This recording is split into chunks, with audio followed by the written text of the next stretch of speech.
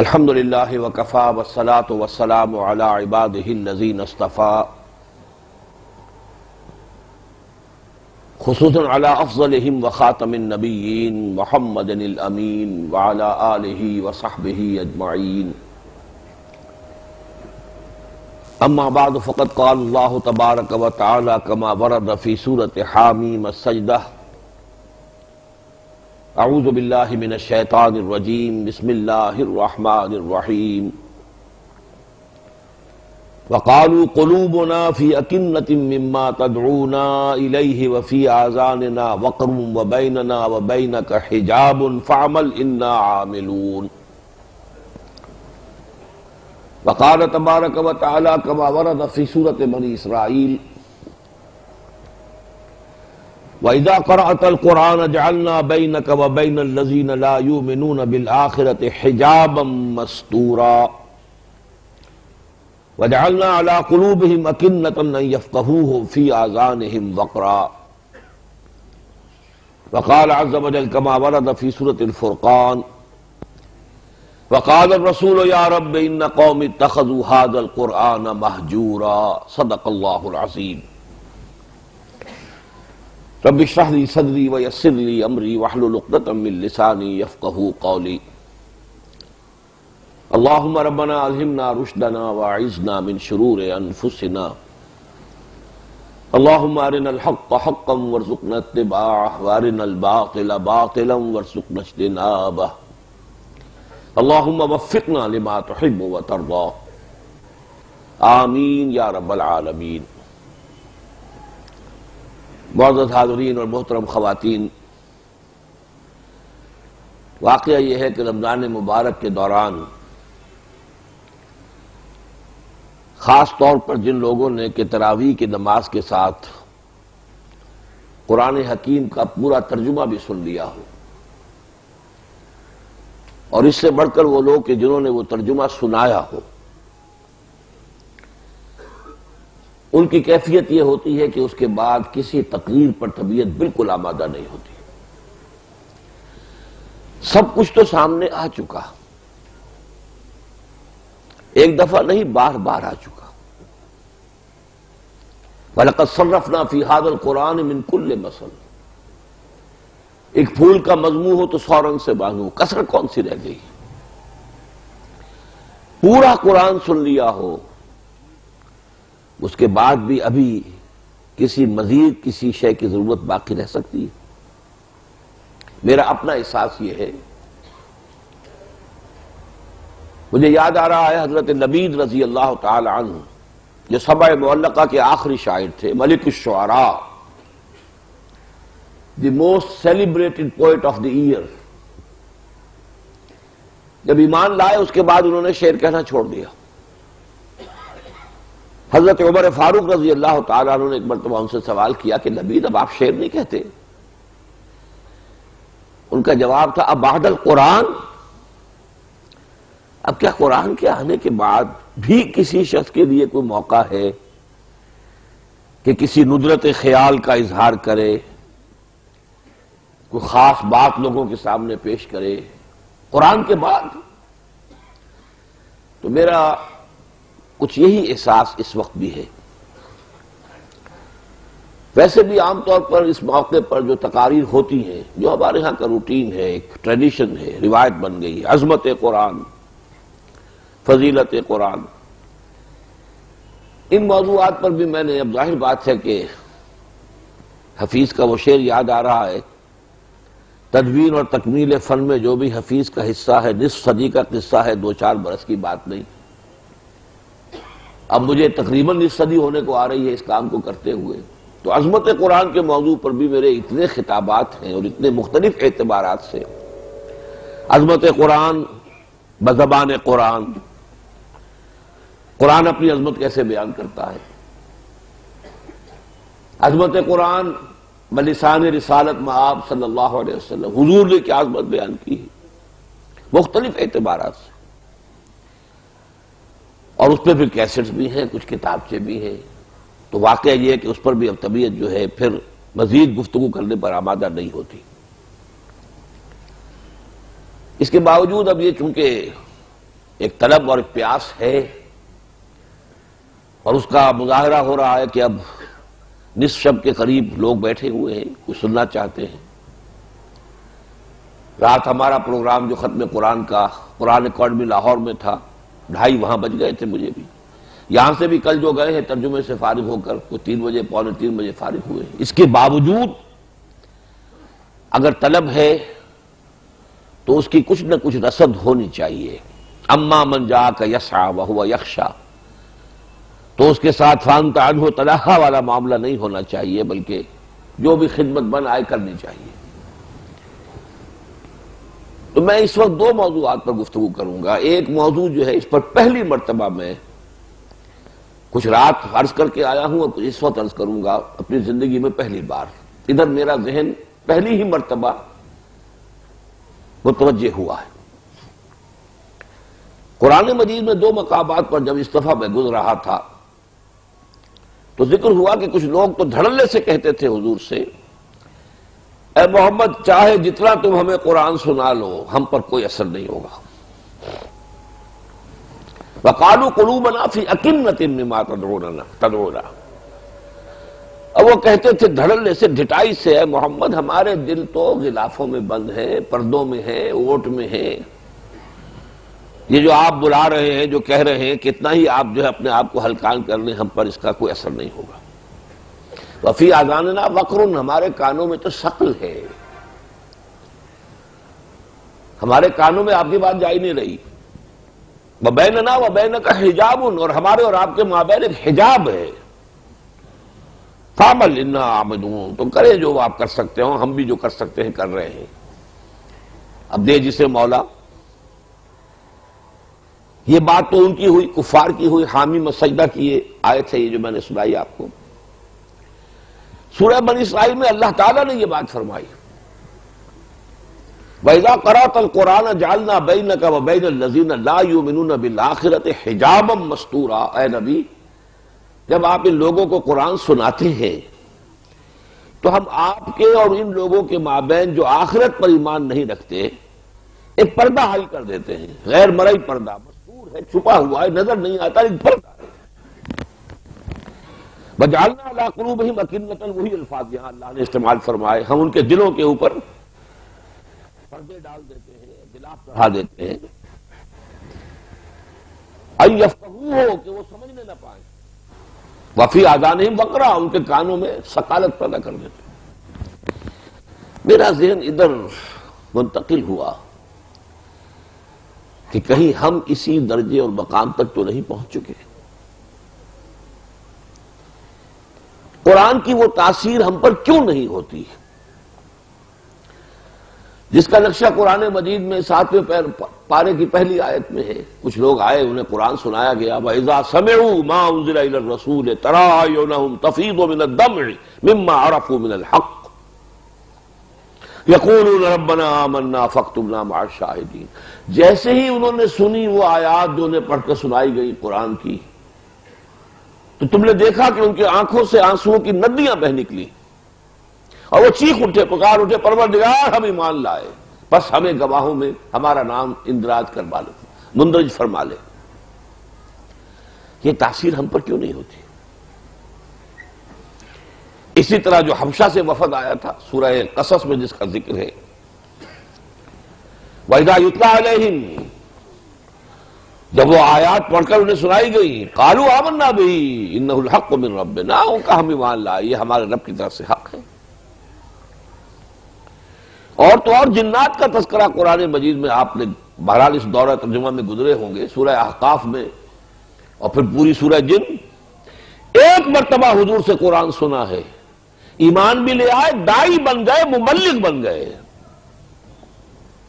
یا قومنا اجیبوا داعی اللہ، اے ہماری قوم لبیک کہو اس اللہ کی طرف پکارنے والے کی پکار پر۔ ایک دفعہ قرآن سنا ہے صرف، اور اس کی یہ تاثیر، مجسم داعی اور مبلغ بن گئے۔ اس کے برعکس معاملہ ہمارا ہے، کیوں ہے؟ کیا وجہ ہے؟ اس کے اسباب پر کچھ گہرائی میں جا کر غور کرنے کی ضرورت ہے۔ میں نے جو چند باتیں سوچی ہیں میں آپ کے سامنے رکھ رہا ہوں۔ ایک تو اس موضوع پر میرا چھوٹا سا مضمون ہے 6 صفحے کا صرف، جو میری تالیف ہے دعوت رجوع القرآن کا منظر اور پس منظر۔ اس میں میں نے ایک فرق بیان کیا ہے کہ اسلام جب دعوت کے دور میں تھا، دعوت، تحریک، انقلابی جد و جہد، تو پرائرٹیز کچھ اور تھیں۔ جب اس نے اسٹیٹ کی شکل اختیار کر لی، ریاست کی شکل اختیار کر لی، تو ترجیحات بدل گئی۔ پہلے ایمان پر زور تھا، اب اسلام پر زور ہے۔ لیگل سٹرکچر کیا ہوگا، اسلامی ریاست کا شہری کون شمار ہوگا، اس کے حقوق کیا ہوں گے، یہ قانونی پہلو۔ ریاست کے بننے کے بعد اب ان کی اہمیت زیادہ ہے، جبکہ وہ تحریکی جہادی دور جو چل رہا تھا اس میں ایمان اور جوش اور ولولہ اور جہاد اور اس پر زور تھا۔ اس دعوتی دور میں، تحریکی دور میں قرآن پر ایمفیسس تھا، ریاستی دور میں آ کر فقہ پر ایمفیسس ہو گیا ہے۔ قرآن تو گیا بیک گراؤنڈ میں۔ یہ ایک بالکل نیچرل معاملہ تھا، فطری۔ جن حضرات کو بھی دلچسپی ہو اس موضوع سے، وہ مضمون میرا ثقیل ہے اور میری تحریروں کے بارے میں شکایت عام، اور میں اب قبول کر چکا ہوں کہ ہاں یہ بات صحیح ہے، ان میں ثقالت ہے، لیکن یہ کہ اس موضوع پر میرے نزدیک وہ بہت ہی ایک جامع اور بہت سے اعتبارات سے بہت اہم تحریر ہے، جو میرے قلم سے کسی وقت کسی خاص کیفیت کے عالم میں نکل گئی تھی۔ تو ایک شکل تو یہ ہے، قرآن کچھ بیک گراؤنڈ میں گیا، اور میں اسے نیچرل کہتا ہوں، فطری کہتا ہوں، تو قانون کی اہمیت زیادہ ہے، فقہ کی اہمیت زیادہ ہے۔ اسی کا ظہور ہے ہمارے سارے دینی مدارس علماء کا اوڑھنا بچھونا فقہ ہے، قرآن تو نہیں ہے۔ قرآن تو تبرک ہے، حصول ثواب کا آلہ ہے، اصل شے جو ہے وہ تو فقہ ہے۔ دوسرے یہ کہ آپ میں سے بہت سے حضرات کے علم میں ہوگا، پروفیسر یوسف سلیم چشتی مرحوم مغفور، ان کا بھی ایک مضمون میں نے کئی مرتبہ شائع کیا ہے ریپیٹڈلی، بہت عمدہ، بہت جامع، مسلمانوں کے قرآن سے دوری کے اسباب۔ لیکن وہ تو انہوں نے بہت سے اعتبارات سے باتیں کی ہے، لیکن میں ایک بات کا تذکرہ کر رہا ہوں۔ انہوں نے یہ کہا، اور صحیح کہا، کہ جب ملوکیت اور سرمایہ داری کا دورہ ہو گیا مسلمانوں میں، ان دونوں طبقات نے شعوری طور پر فیصلہ کر کے عوام مسلمانوں کو قرآن کی طرف سے ان کی توجہ ہٹا کر دوسری چیزوں پر لگائیں، اس لیے کہ قرآن کنڈیم کرتا ہے انہیں اندیشہ تھا کہ اگر یہ مستکبرین کو قرآن جو کچھ بیان کر رہا ہے مستضعفین کے مقابلے میں، اور محرومین کے مقابلے میں مترفین کا تذکرہ جب کرتا ہے، اور لوگ قرآن پڑھیں گے تو ہماری تصویر نظر آ جائے گی انہیں، اس سے ان کے اندر باغیانہ جذبات پیدا ہوں گے، ہمارے خلاف جذبات پیدا ہوں گے۔ لہذا یہ باقاعدہ شعوری طور پر قرآن کو بند کرو، بس اسے تو حصول ثواب کا ذریعہ سمجھو، باقی ہے دین کا بات پوچھ لی، ہم سے پوچھ لو، آگے فتویٰ لے لو۔ یہ جو دوسری بات میں نے ابھی کہی ہے پروفیسر چشتی صاحب کے حوالے سے، یہ تلخ ترین صورت میں میرے سامنے آئی ہے حضرت ابو ہریرہ کی اس حدیث کی شکل میں رضی اللہ تعالی عنہ، اور حدیث بھی بخاری شریف کی ہے۔ حضرت ابو ہریرہ فرماتے ہیں، حفظت من رسول اللہ صلی اللہ علیہ وسلم وعاءین، میں نے اللہ کے رسول صلی اللہ علیہ وسلم سے علم کے 2 برتن جمع کیے، وہ 2 برتنوں میں علم جمع کیا۔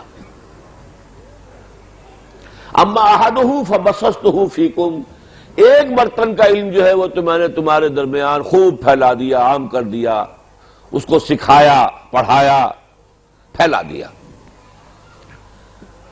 اما الآخر، لیکن دوسرا برتن، لو بسطہ، اس میں جو علم میں نے رکھا ہوا اگر میں اسے عام کر دوں، لقطع ھذا البلعوم، تو میری یہ گردن کاٹ دی جائے گی۔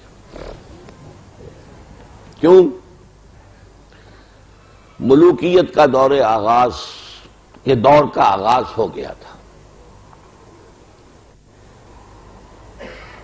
حضرت امیر معاویہ جنہیں کسری العرب کہا گیا، عرب کا کسریٰ بادشاہ، اسی لیے خلفائے راشدین میں ان کو شمار کوئی نہیں کرتا، صحابی ہیں اس لیے ہم ادب کریں گے، ان کی نیت پر کوئی حملہ نہیں کریں گے۔ انہوں نے جو کیا ہے اپنی دانش میں مسلمانوں کی خیرخواہی میں کیا ہے، امت کی بھلائی کے لیے کیا ہے، لیکن دی فیکٹ ریمینز کہ اب وہ نظام حکومت وہ نہیں تھا جو ابوبکر اور عمر اور عثمان اور علی کا تھا، یہ مختلف نظام حکومت ہے، اس میں تو کوئی شک نہیں۔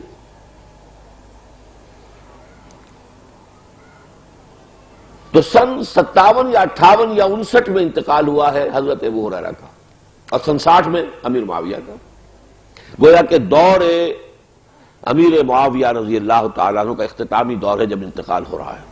اور اس وقت صورت یہ ہو گئی تھی کہ کچھ علم قرآن کا اور اسلام کا اور حضور کی تعلیمات کا ایک حصہ وہ ہے کہ جو اگر عام کیا جاتا اس دور میں بھی تو گردن اڑا دینے کا اندیشہ موجود تھا۔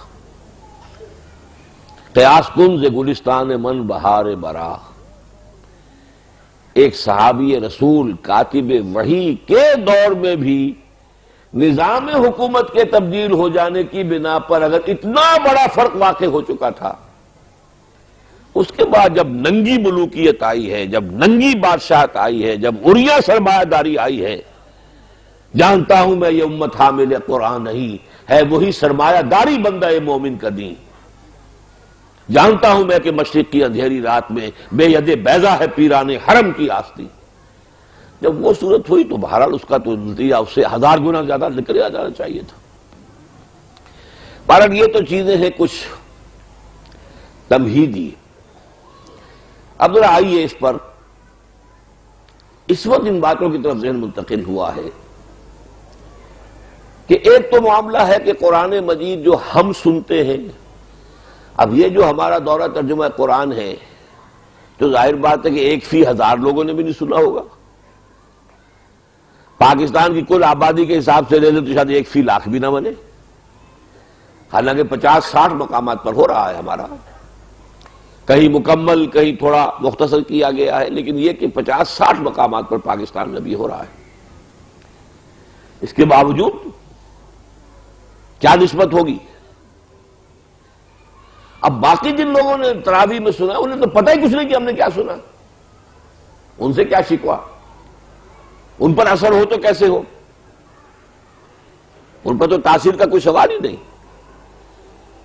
اس لیے کہ اس اعتبار سے تو سواد اعظم کا ہمارا جو ہے دین وہ تو ثوابی دین ہے، ثواب مل جائے گا، اور یہ صحیح ہے، ثواب ملتا ہے، حضور کی حدیث ہے، میں کیسے انکار کر سکتا ہوں؟ قرآن کا 1 حرف بھی پڑھو گے 10 نیکیاں ملیں گی، اور دیکھو یہ نہ سمجھنا کہ الف لام میم 1 حرف ہے، الف 1 حرف ہے، لام 1 حرف ہے، میم 1 حرف ہے، الف لام میم پڑھو گے 30 نیکیوں کا ثواب مل جائے گا، کوئی شک مجھے اس میں نہیں ہے، یہ فرمان نبوی ہے، محمد رسول اللہ صلی اللہ علیہ وسلم کا فرمان۔ البتہ تھوڑی سی اس بات میں اللہ تعالیٰ غریق رحمت فرمائے مولانا سید محمد یوسف بنوری رحمۃ اللہ علیہ کو،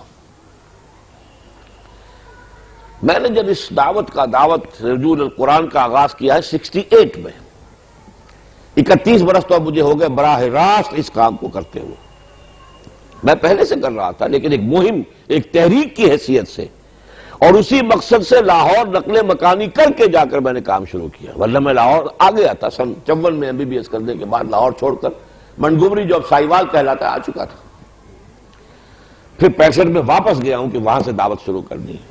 فی ام القری، شہروں کی ماں، جڑ، بنیادی ثقافتی اعتبار سے پاکستان کا مرکز جو ہے وہ لاہور تھا، اب بہت کچھ تبدیلی ہو چکی ہے حالات میں۔ اس وقت میں نے تقریریں کی تھی مسجد خضرہ سمن آباد میں مسلمانوں پر قرآن مجید کے حقوق، 68 کی بات ہے، 70 کا میں نے پورا رمضان مبارک جو ہے وہ مدینہ منورہ میں بسر کیا، الحمدللہ سعادت اللہ نے عطا فرمائی۔ آخری عشرے میں مولانا بنوری رحمۃ اللہ علیہ تشریف لے آئے وہاں اعتکاف کے لیے، میں نے یہ کتاب ان کی خدمت میں پیش کیا کہ مولانا میں نے یہ لکھا ہے اور میں اسے بہت عام کرنا چاہتا ہوں، آپ ذرا دیکھ لیں کہیں کوئی غلطی ہو تو مجھے متنبہ فرما دے تاکہ میں اصلاح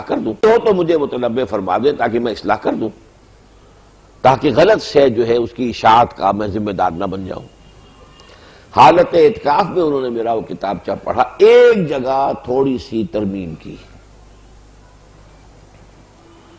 لیکن وہ ترمیم ایسی، واقعہ یہ ہے کہ جس سے جو میرا مفہوم تھا وہ بھی اجاگر ہو گیا مزید، لیکن اس میں جو غلط پہلو نکل سکتا تھا اس کی اصلاح بھی ہو گئی۔ میں نے کہیں لکھ دیا تھا کہ یہ ٹھیک ہے کہ اگر کوئی شخص ان پڑھ ہے، اب اس عمر سے بھی گزر گیا، کچھ پڑھ ہی نہیں سکتا، وہ شخص تو قرآن ویسے بھی پڑھتا ہے، پڑھ نہیں سکتا تو صرف یہ وضو کر کے بیٹھے، قرآن کو سامنے رکھے، انگلی پھیرتا رہے اور روتا رہے اپنی محرومی پر کہ اللہ میں تیرے اس کلام کو پڑھ نہیں سکتا، اسے بھی ثواب ملے گا۔ لیکن جس نے پی ایچ ڈی کیا ہو، جس نے ایم ایس سی کیا ہو، جس نے یہ پڑھا ہو، جس نے وہ پڑھا ہو، 25 30 سال تک مسلسل پڑھتے ہی رہے ہو، وہ قرآن کو بے سمجھے پڑھے تو انہیں کوئی ثواب نہیں ملے گا۔ اس کو انہوں نے کہا نہیں، یہ غلط ہے، وہ عمل نیکی کا ہے، اس کا ثواب ملے گا۔ یہ منکرین سنت نے اس طرح کا زیادہ شور پیدا کر دیا ہے کہ کوئی ثواب نہیں، بغیر سمجھے پڑھنے میں کوئی ثواب نہیں۔ وہ اپنی جگہ ایک عمل ہے، ایک شخص نے محنت کی ہے، وقت نکالا ہے، ظاہر بات ہے آج وقت آسانی تو نہیں لوگوں کے پاس، جو شخص وقت نکال کر بیٹھا ہے قرآن پڑھنے کے لیے، تو یہ گویا کہ ایک میکینیکلی بھی یہ بات ثابت ہوتی ہے کہ اس کا کچھ نہ کچھ ریگارڈ، کچھ نہ کچھ تو اس کو ملنا چاہیے نا، اس نے وقت نکالا اپنا۔ تو کہا یوں نہ لکھو، یوں لکھو کہ ایسے لوگ اگر قرآن کو بغیر سمجھے پڑھیں گے تو ہو سکتا ہے کہ تلاوت کے ثواب سے اعراض عن القرآن کی سزا بڑھ جائے۔ یہ تو ڈیبٹ کریڈٹ ہوتا ہے نا، تم نے تلاوت کی تو ثواب مل گیا، سمجھا نہیں، اس کا کوئی جرمانہ بھی ہوگا کہ نہیں؟ پھر ہو سکتا ہے جرمانہ بڑھ جائے، لینے کے دینے پڑ جائیں۔ تو جو مقصود میرا تھا وہ تو اور نکھر گیا۔ اب اسی شکل میں ہے یہ عبارت ہمارے اس کتابچے کے اندر، میں نے اس کی اصلاح کر دی کہ بات بھی پوری ہو گئی، اور وہ یہ کہ ایک غلط فکر کو تقویت بھی حاصل نہ ہوئی کہ بغیر سمجھے سے پڑھنے کا فائدہ کوئی نہیں۔ بھائی پڑھو، ٹھیک ہے، کیا پتہ آج پڑھنے کے لیے جو آمادگی ہے وہ کل اس کے اندر سمجھنے کا مادہ بھی پیدا ہو جائے، تو ڈیناؤنس نہ کرو، البتہ یہ کہو کہ بھائی پڑھو، سمجھو، یہ بھی سمجھنا ضروری ہے، عربی سیکھو، یہ ضروری ہے۔ کیا جواب دو گے اللہ کے ہاں؟ انگریزی اتنی پڑھ لی کہ انگریزوں کو پڑھا دیں، حالانکہ اس کا ہماری زبان سے کیا سروکار؟ ہم داہنی طرف سے علی بیتے چلاتے ہیں، وہ بائیں طرف سے اے بی سی ڈی چلاتے، کوئی تعلق ہی نہیں،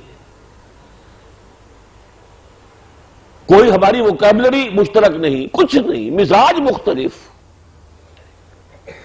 جبکہ عربی زبان کا معاملہ یہ کہ وہی اس کے الفابیٹس ہیں، وہی اس کا مزاج ہے۔ ہماری اپنی زبان میں، ہماری بولی میں عربی کے کتنے الفاظ ہیں؟ الفاظ کس زبان کا لفظ ہے؟ عربی کا ہے۔ کہاں سے لائیں گے؟ حرف کس زبان کا لفظ ہے؟ عربی کا ہے۔ آپ کوئی بھی بامانی کوئی جملہ جو ہے بولنے پر قادر ہی نہیں ہے جس میں عربی کا لفظ نہ آ جائے۔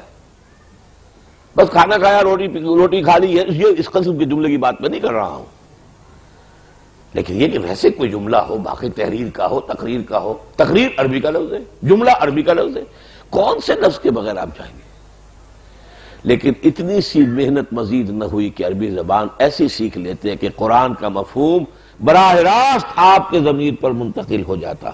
تیرے ضمیر پہ جب تک نہ ہو نزول کتاب، گرہ کشا ہے نہ رازی نہ صاحب کشاف۔ کیا جواب دیں گے اللہ کے ہاں؟ ابھی جو عزیزم نوید کہہ رہے تھے کہ 1 ایئر کورس پھر اس کا داخلہ ہونے والا ہے، شروع ہوگا۔ اس دورہ ترجمہ قرآن سے اگر 50-60 آدمی نہیں نکلتے کہ 1 سال نکال لے، وہ اب کتنی محنت ہوئی ہے، کتنی مشقت ہوئی ہے۔ اللہ کا ایک بندہ چل کر کورنگی سے یہاں آیا ہے آپ کے پاس، پھر اللہ کے ایک بندے نے یہاں پہ وہ انتظام کر کے آپ کو دے دیا ہے۔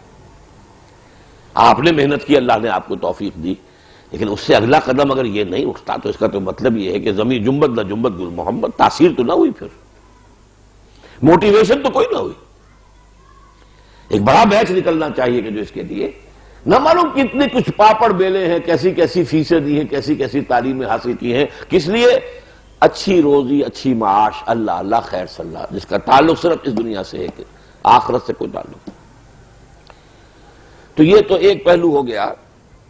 جو عجمی لوگوں کا معاملہ ہے کہ وہ تو ظاہر بات ہے کہ وہ ثوابی دین ہے ان کا، اس کا اتنی ثواب، یہ نفل پڑھ لیں گے تو اتنا ثواب۔ اور اس کا جو دوسرا پہلو ہے جو ڈیبٹ ہو رہا ہے ساتھ ساتھ ہر لمحے، ہماری عبادات کے ثواب کو ساتھ ہی ساتھ جو چیز نلیفائی کرتی چلی جا رہی اس کا احساس ہی نہیں۔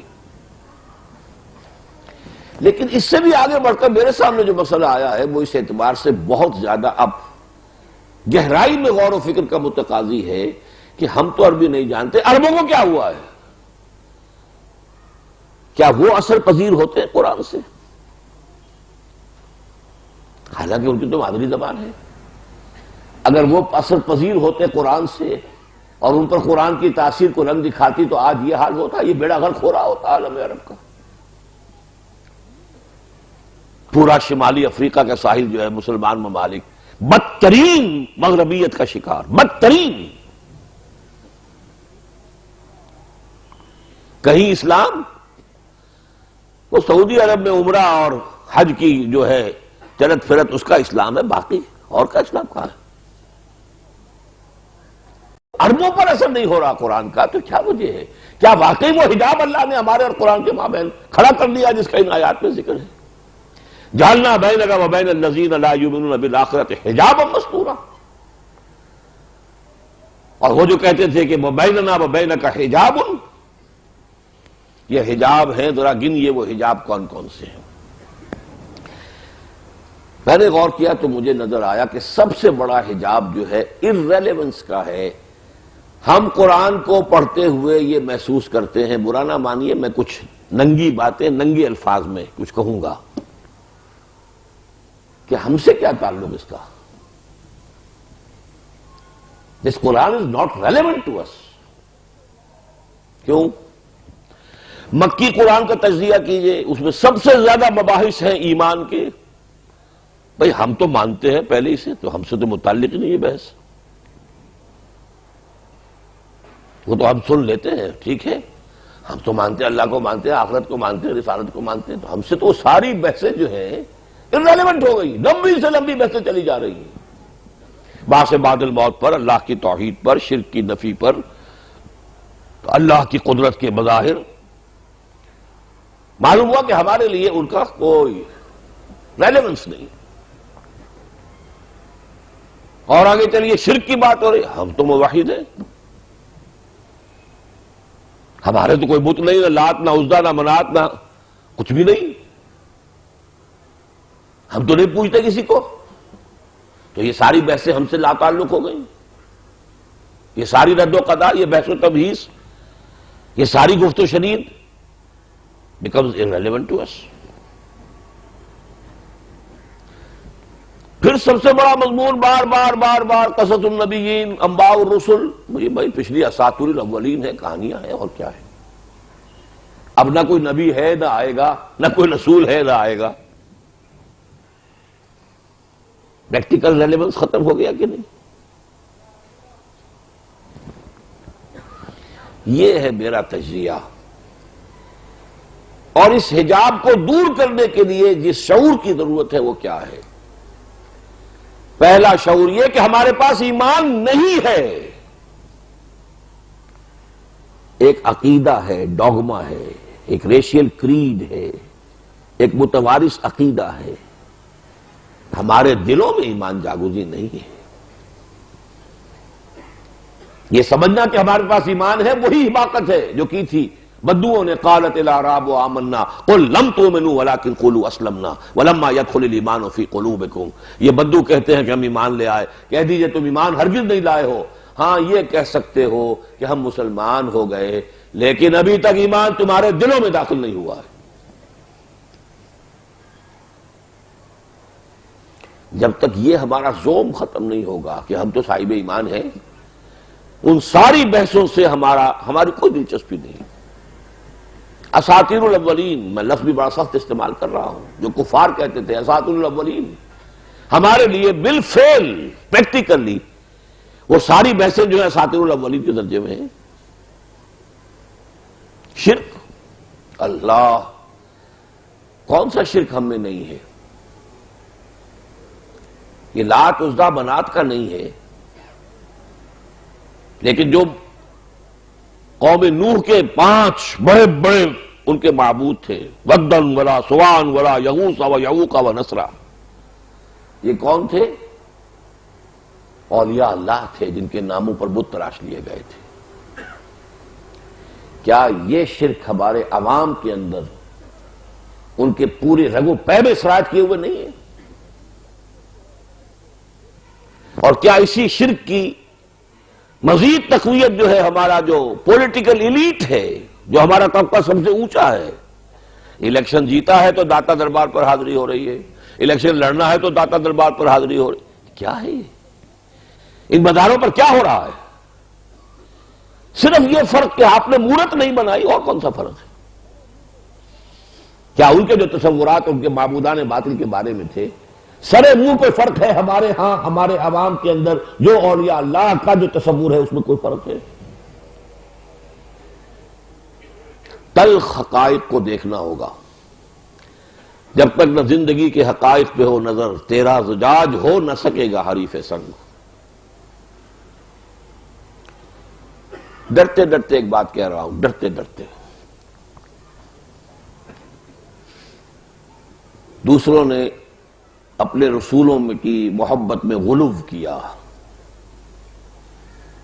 یا اہل الکتاب لا تغلوا فی دینکم، دیکھو غلو نہ کرو. عیسیٰ ابن مریم اس کے سوا کچھ نہیں کہ اللہ کے رسول ہیں. پڑھا کتنی مرتبہ پڑھا؟ ہم نے کوئی کسر چھوڑی ہے؟ سرور کائنات، سرور دو عالم کے معنی کیا ہیں؟ بولیے کیا معنی ہے؟ کائنات کا بادشاہ؟ کیا اللہ کے سوا کسی اور کے لیے یہ لفظ درست ہے؟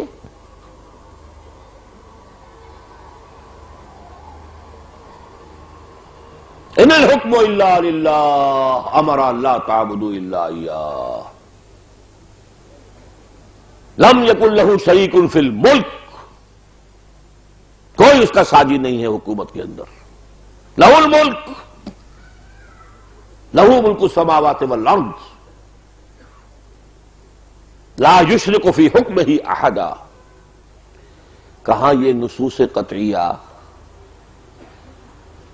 کہاں حضور کا یہ فرمانا میں نہیں کہتا کہ میرے پاس خزانے ہیں غیب کے. میں نے کب کہا ہے کہ میں تمہارے کسی نفع اور نقصان پر قادر ہوں؟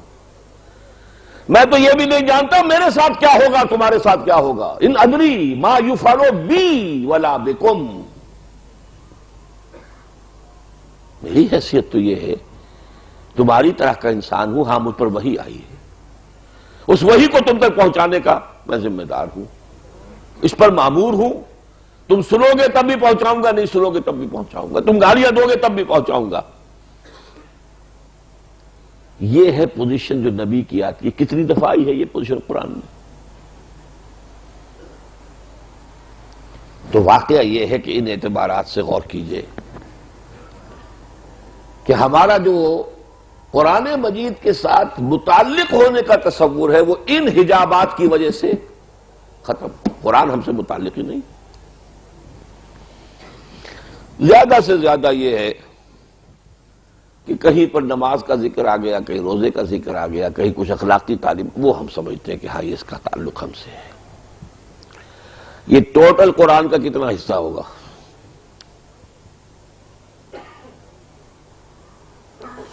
آگے چلیے. یہ تو میں نے مکی قرآن کا تجزیہ کیا، مدنی قرآن، جس کو میں اپنے دورہ ترجمہ قرآن میں کہا کرتا ہوں کہ اب ہم پھر مکی جنت میں داخل ہوئے. جنتیں ہیں، جنتان ہیں قرآن مجید کے اندر، مکی جنتیں اور مدنی جنتیں. مکی صورتیں مکی جنتیں ہیں، ان کے اپنے مضامین ہیں، ان کے اپنے میوے ہیں، ان کے اپنے مسائل ہیں، ان کے اپنے مباحث ہیں. مدنی صورتوں کے اپنے اور رنگ ہے، اس کے اور مسائل ہیں اور گفتگو ہو رہی ہے. تو یہ جنتان جو ہے سورہ رحمان والے الفاظ وہ قرآن مجید پر بھی اپلیکیبل ہے. مکی جنتیں، مدنی جنتیں. مدنی جنت میں آئیے، کتنی بڑی بحث ہے، کتنی بڑی بحث ہے، کتنی بڑی بحث ہے منافقین کے بارے میں. ہمارا احساس کیا ہوتا ہے؟ ہم سے کیا سروکار اس کا، اب کوئی منافق تھوڑا ہی ہے. وہ تھے ان سے بات ہو رہی ہے، کوئی سروکار نہیں ہم سے. ہمارا دل کبھی لرزتا نہیں ہے، ہمارے رونگٹے کبھی کھڑے نہیں ہوتے ہیں. کیسے ہو جائیں؟ جو وحید آ رہی وہ ان کے لیے ہے بابا، ہمارے لیے کہاں؟ ہم سے کیا تعلق؟ سروکار کیا ہمارا؟ ہم سے نفاق کا کیا تعلق؟ جبکہ حقیقت کیا ہے؟ محمد عربی صلی اللہ علیہ وسلم فرماتے ہیں یہ نفاق وہ شے ہے ما امنہ الا منافق وما خافہ الا مومن.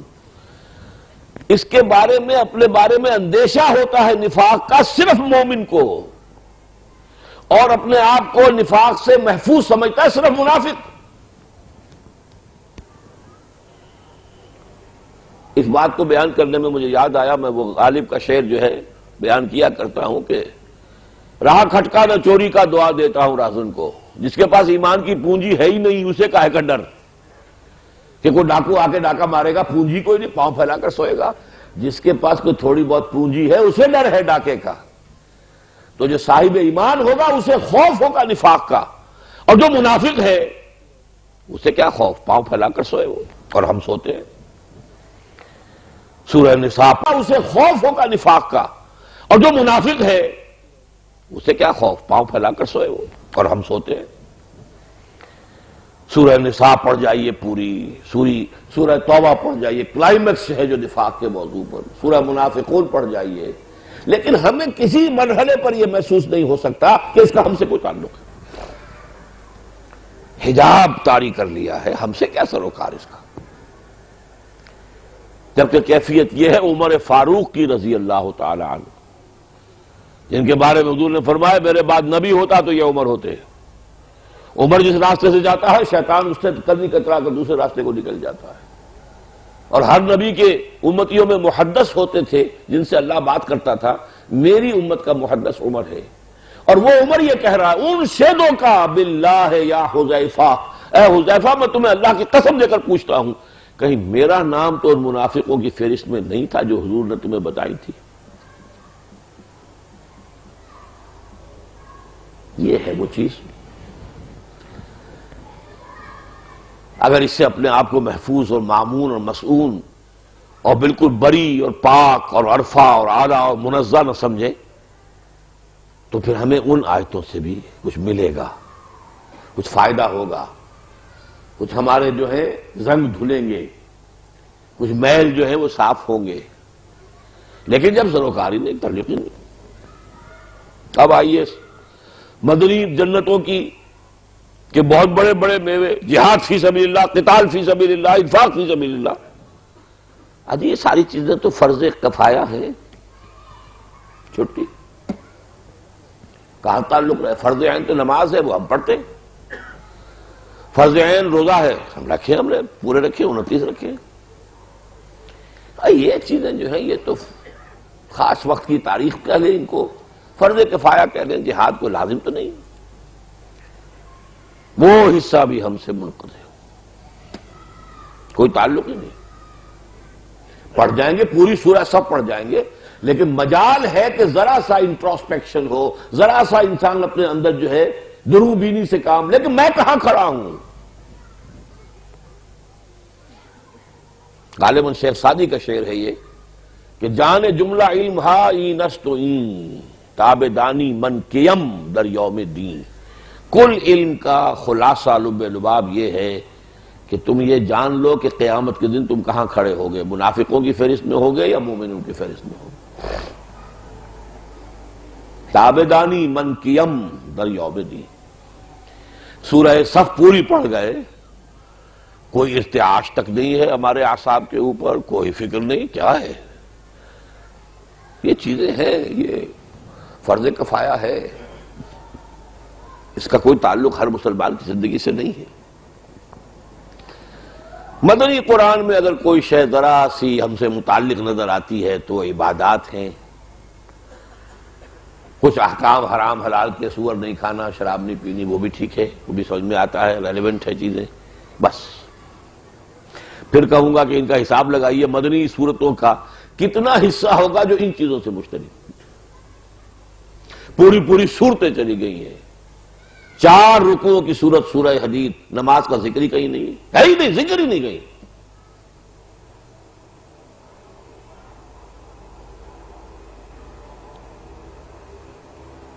کس چیز کی اہمیت ہے، واٹ از واٹ،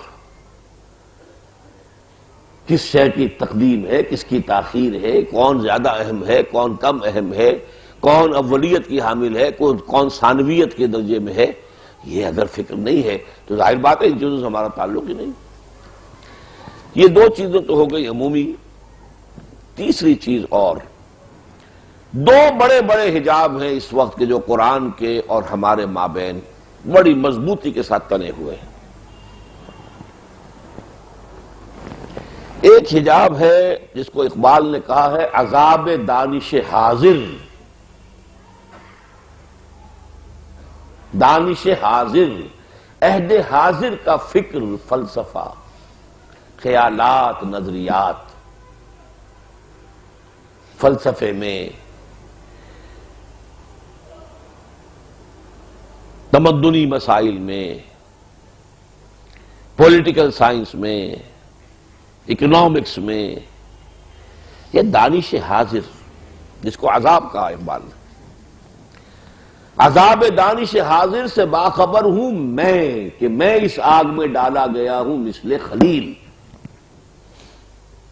مجھے اللہ نے، ان کا کہنا یہ ہے کہ مجھے فلسفے میں ڈال دیا، گورنمنٹ کالج لاہور میں فلسفہ میں پڑھ رہا ہوں، انگریز آ کے وہاں پر آرنلڈ ہیں، یہ ہیں وہ ہیں، پڑھا رہے ہیں، تو مجھے جس عذاب میں اللہ نے ڈالا ہے، پھر جا کر میں انگلستان میں، جرمنی میں ان کے جدید نظریات پڑھ رہا ہوں، تو مجھے پتا ہے ان کی کاٹ کتنی ہے، یہ زہر کیسا ہے۔ عذاب دانش حاضر سے باخبر ہوں میں کہ میں اس آگ میں ڈالا گیا ہوں مثل خلیل۔ آج تک ہم اس عذاب دانش حاضر کا کوئی توڑ پیدا نہیں کر سکے۔ بہت بڑی ذمہ داری ہے، بہت بڑی ذمہ داری ہے اس امت کی۔ ایک دور آیا تھا کہ جب کہ یونان کا فلسفہ آیا تھا، اسی طریقے سے آیا تھا، اسی طرح چھا گیا تھا، منطق کے میدان میں، فلسفے کے میدان میں، تصوف کے میدان میں، سب میں آ کر یونان چھا گیا تھا۔ لیکن کچھ شخصیتیں ابھریں، غزالی اور ابن تیمیہ، انہوں نے ان کا پورا تانا بانا توڑ کر رکھ دیا۔ الرد علی المنطقیین، تحافت الفلاسفہ۔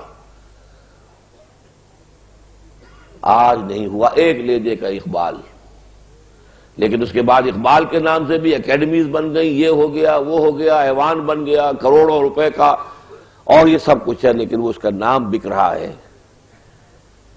ہر کسے از ظن خود شد یار من، وز درون من نہ جست اسرار من۔ یہ سب اپنے خیال میں میرے دوست اور میرے ساتھی بنے ہوئے ہیں، میرے اندر جھانک کر کسی نے دیکھا ہی نہیں کہ میرے اندر درد کون سا ہے۔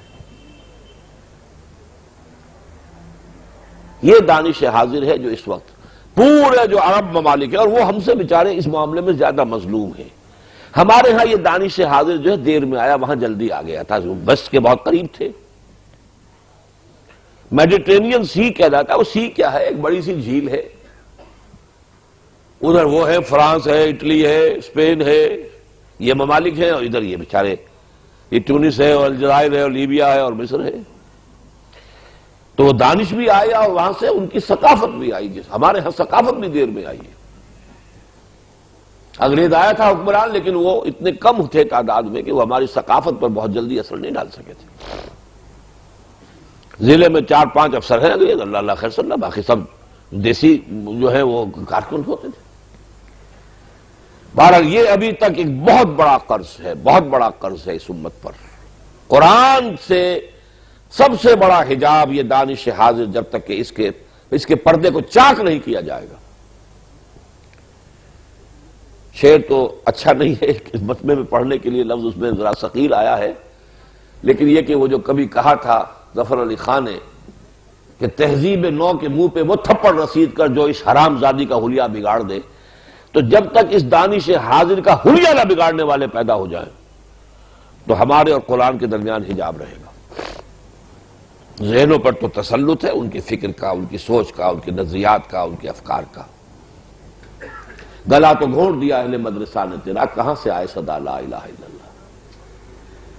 اچھا، یہ تو کوتاہی اب ہم اپنے اہل علم کی بھی کہیں گے، اپنے دانشوروں کی بھی کہیں گے۔ ایک اور کوتاہی جو ہمارے خالص علماء کے طبقے کی طرف سے ہوئی ہے، وہ کوتاہی یہ کہ قرآن مجید نے جس شے کو قرار دیا تھا کہ وہ میری صداقت کو مبرہن کرنے کا ذریعہ بنے گی چیز، اس سے علماء نے اپنے آپ کو بالکل منقطع کر دیا۔ سورہ حامیم سجدہ سے آپ گزرے، آپ نے پڑھا ہوگا نا، سَنُرِيهِمْ آيَاتِنَا فِي الْآفَاقِ وَفِي أَنفُسِهِمْ حَتَّى يَتَبَيَّنَ لَهُمْ أَنَّهُ الْحَقُّ۔ ہم انہیں آفاق اور انفس میں اپنی نشانیاں دکھائیں گے۔ یہ آفاق کو پروب کر رہی ہے سائنس، فزکس کر رہی ہے، اسٹرانومی کر رہی ہے، یہ پروبنگ ہو رہی ہے آفاق کی، نئے نئے حقائق سامنے آ رہے ہیں۔ کبھی سمجھتے تھے یہ کائنات ہمیشہ سے ہمیشہ رہے گی، آج انسان آ گیا نہیں، it has a beginning and an end. لیکن علماء کو کیا پتا، اس کھاتے سے اپنے آپ کو بالکل ختم کر کے، بالکل روک کر، بلکہ قرآن مجید کی ان آیات کی اب ان جدید تعبیرات کی روشنی میں اگر تشریح نہیں کرتے ہیں تو قرآن کے ساتھ واقعتاً it's a positive disservice to the cause of Quran, کہ آپ نے قرآن کی حقانیت کو روک دیا جائے۔ اس میں اصولی بات سمجھ لیجئے، ایک ہے دین کا عملی حصہ، یہ کرو یہ نہ کرو، یہ حلال یہ حرام، اس میں ہمیں زمانے کا ساتھ نہیں دینا، پیچھے جانا ہے، دوڑ پیچھے کی طرف ہے گردش ایام تو۔ عمل کے اعتبار سے دین مکمل ہو گیا محمد رسول اللہ صلی اللہ علیہ وسلم پر۔ الیوم اکملت لکم دینکم واتممت علیکم نعمتی ورضیت لکم الاسلام دینا۔ تو آج کے نئے نئے مجتہد جو بیان کرتے ہیں وہ پردہ بھی ضروری نہیں ہے، یہ بھی ضروری نہیں ہے، وہ بھی ضروری نہیں ہے، ان سے نہیں، پیچھے جائیے، اسلاف کی طرف جائیے، اسلاف سے بھی آگے جائیے، ائمہ مجتہدین تک جائیے، ائمہ مجتہدین سے بھی آگے جائیے، صحابہ کرام کے دور تک جائیے، ان سے بھی آگے جائیے، محمد رسول اللہ کے قدموں میں پہنچ جائیے، جو انہوں نے فرمایا بمصطفیٰ برساں خویش را کے دی ہماؤس اگر بؤ نہ رسیدی تمام بولا بیست۔ یہ ہے دین کا عملی پہلو، قرآن کے علمی پہلو، حقائق کونیہ کی طرف جو اشارے کیے ہیں، جن کو اپنی نشانیاں قرار دیا ہے، ان فی خلق السماوات والارض واختلاف اللیل والنہار والفلک التی تجری فی البحر بما ينفع الناس وما انزل اللہ من السماء من ماء فاحیا به الارض بعد موتها وبث فیہا من دابۃ وتصریف الریاح والسحاب المسخر بین السماء والارض لآیات لقوم یعقلون۔ یہ تو اللہ کی نشانیاں ہیں، اللہ کی آیات ہیں، اور جتنا کچھ قرآن کے نزول کے وقت تک انسان ان آیات سے واقف ہوا تھا، قرآن نے کہا نہیں، ابھی ہم اور آیات اپنی دکھائیں گے۔ یہ سائنٹیفک ترقی کی طرف سے اشارہ قرآن خود کر رہا ہے، ہم اور دکھائیں گے اور دکھائیں گے، آفاق و انفس کے حقائق پر تمہاری اور رسائی ہوگی، اور جتنا جتنا تم پہنچو گے تم پر یہ بات مبرہن ہوتی چلی جائے گی کہ قرآن حق تھا۔ جو کلمہ حق کہا ہے اس دور میں ڈاکٹر مورس بوکائی، فرینچ سرجن تھے، یہ پہلے دین سے، پورے دین سے ہی، مذہب سے بالکل برگشتہ تھے، لیکن مجھے معلوم ہوا ہے کہ غالباً شاہ فیصل سے انہوں نے کہیں علاج کرایا تھا، اس سے پھر وہاں کچھ گفتگو ہوئی، اور انہوں نے وعدہ لے لیا تھا کہ تم قرآن پڑھو پہلے، اور قرآن پڑھنے سے پہلے عربی سیکھو پھر قرآن پڑھو۔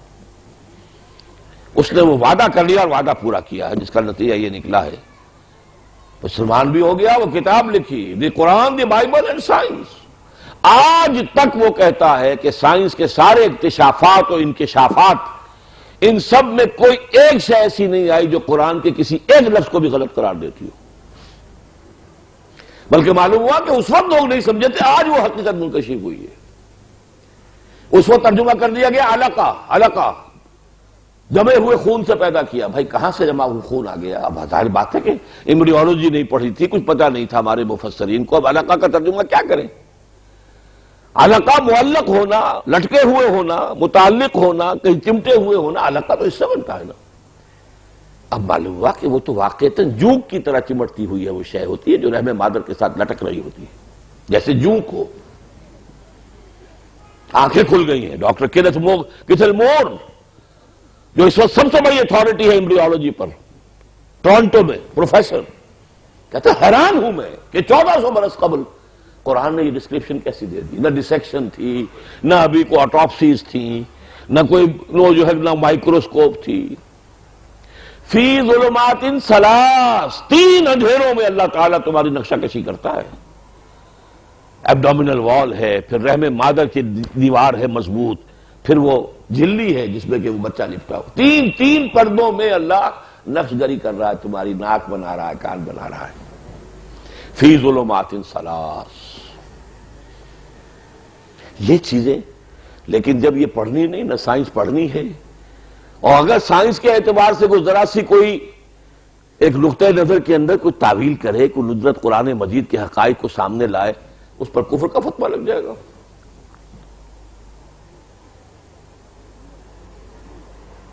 ایوولوشن کے بارے میں، حالانکہ وہ میں کوئی قطعی طور پر ڈاروینزم کا جو ہے قائل نہیں ہوں، وہ تو اس کا غلط فلسفہ ہی غلط ہے۔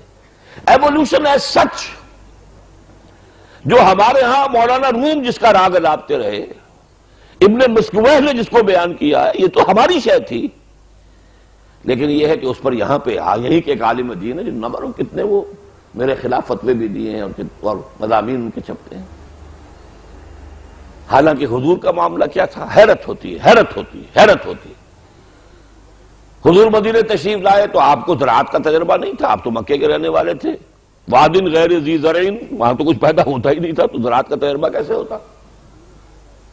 مدینے والوں کو تجربہ تھا، کاشتکار تھے اور کھجوروں کے اور انگوروں کے باغ تھے، انہیں اپنے تجربے سے یہ معلوم ہو گیا تھا کہ کھجور کے درخت کے نر پھول اور مادہ پھول علیحدہ علیحدہ ہوتے ہیں، انہیں اگر قریب لا کے باندھ دیا جائے تو فرٹیلائزیشن زیادہ ہوتی ہے، پھل زیادہ آتا ہے، لہذا وہ کرتے تھے۔